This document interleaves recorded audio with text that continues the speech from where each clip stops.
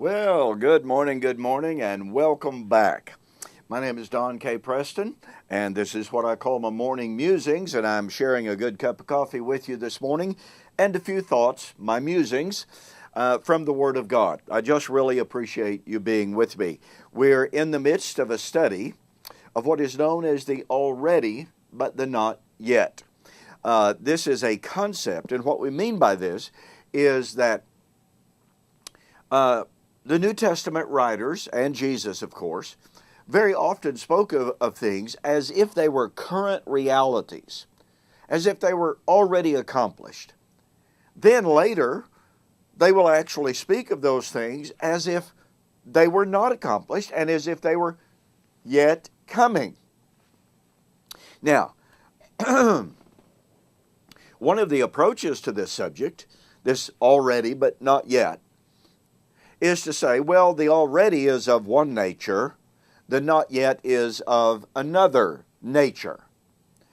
The salvation, for instance, that Paul says, for by grace are we saved, that's spiritual salvation. They were looking for physical salvation, or so we are told, at the coming of the Lord. Well, there are all sorts of problems with that, and we'll have more to say about it at a little different date. But we've currently been taking a look at John 5:24 through 29. This is a classical, already but not yet, passage about resurrection. Jesus said, the hour is coming, and now is, when the dead will hear the voice of the Son of Man and shall live. Then he says, the hour is coming in which all of those who are in the grave shall come forth, shall hear the voice of the Son of Man and shall come forth. Well, we are told that this must be two different kinds of resurrection. Because obviously, we are told, it's talking about two different times. Well, I believe that that is a failure to understand the nature of Hebraisms, the nature of Hebrew idiom, if you please. Does the two statements, the hour is coming and now is, versus the hour is coming, demand that Jesus have two disparate events of different kind, different nature in mind? By the way, I just simply like to point out, when people say, well, you know, the first resurrection here, when Jesus said the hour is coming and now is, that's spiritual resurrection. That's conversion. But when Jesus is talking about the hour is coming, that's physical. For instance, in my recent debate with Steve Gregg, he made this very argument. When Jesus said, to reiterate the argument, when Jesus said the hour is coming and now is, in which the dead shall hear the voice of the Son of Man and shall live, that is spiritual resurrection that takes place at our conversion. But when he said the hour is coming, that has to be the physical resurrection. So let me address this aspect of this already but not yet argument first of all. I would like to point out that that is presumptive. It assumes that Jesus is speaking of two different kinds of resurrection. When I did a series on hermeneutic, I talked about how important it is not to read words or concepts or doctrines into a text when the text simply does not mention those things.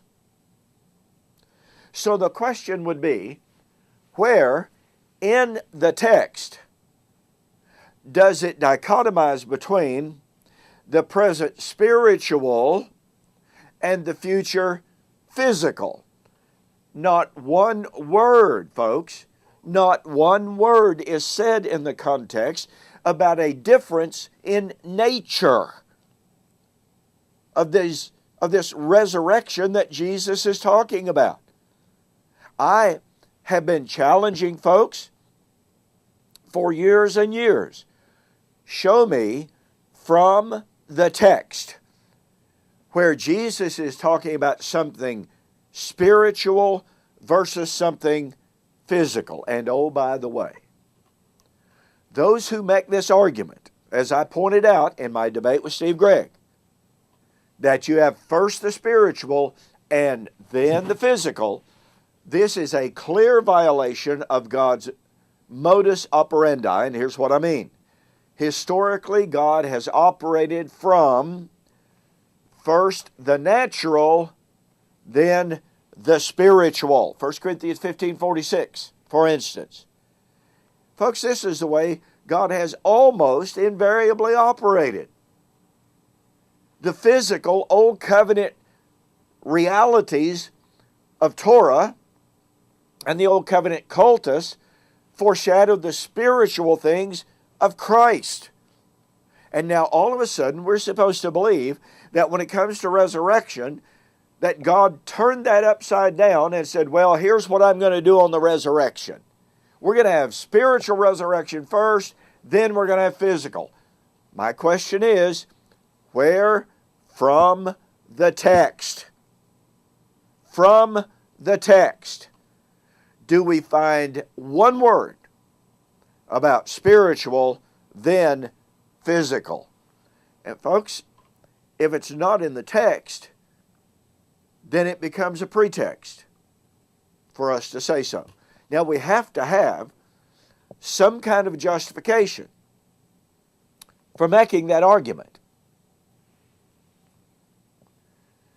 My challenge is, where in the text is the evidence? It's not in the text. Okay, well, we got a little bit sidetracked, but still on very, very important stuff this morning, insofar as physical versus spiritual, spiritual first, and then physical. That's a violation of God's modus operandi. Hey, don't forget, you can order your copy of my debate with Steve Gregg. Fantastic debate, wonderfully friendly discussions. That was held September 6th through the 8th in Denver, Colorado, 2013. Go to my websites, www.eschatology.org, BibleProphecy.com, or even DonKPreston.com, and you can order the DVDs or the MP3s of that debate. I haven't yet received the discs. I will begin duplicating those the moment they come in. In the meantime, you can pre-order your copy of it, and I will refund your shipping, or I won't charge you shipping. All right? Just follow the directions on my websites. Order your copy today. The orders have been coming in. I appreciate that very much. So order your copy today. In the meantime, thanks so much for joining me for this morning's Morning Musings. We will see you on the flip side.